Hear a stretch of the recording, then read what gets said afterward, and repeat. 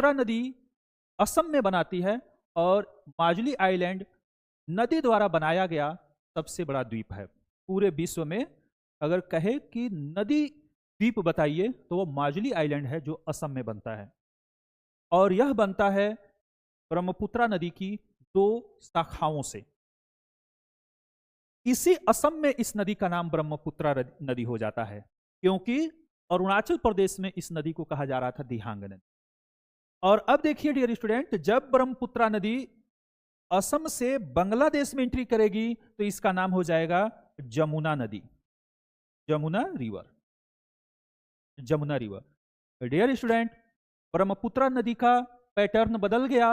जब तक ये तिब्बत में है इसका नाम है सांगपो रिवर, चाइनीज लैंग्वेज में इसको बोलते हैं यारलुंग सांगपो नदी।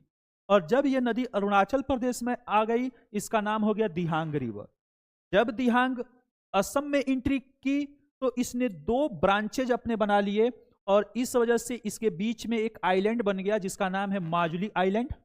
और ब्रह्मपुत्रा नदी जब बांग्लादेश में एंट्री करेगी तब इसका नाम हो जाएगा जमुना रिवर।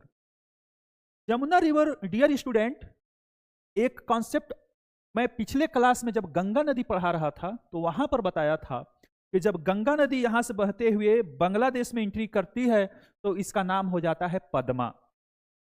अब जरा देखो डियर स्टूडेंट कि पद्मा और जमुना आपस में मिल जाते हैं।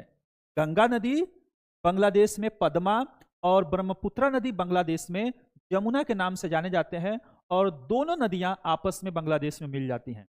मिलने के बाद इन 2 नदियों की जो संयुक्त धारा है, यानी पद्मा और जमुना की संयुक्त धारा बंगाल की खाड़ी में गिरती है।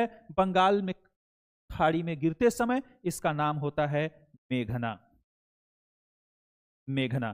तो डियर स्टूडेंट, मेघना नदी अब बांग्लादेश में बहते हुए बंगाल की खाड़ी में गिरेगी और यहां पर बनाती है एक डेल्टा, और इस डेल्टा का नाम है सुंदरवन डेल्टा, सुंदरवन डेल्टा।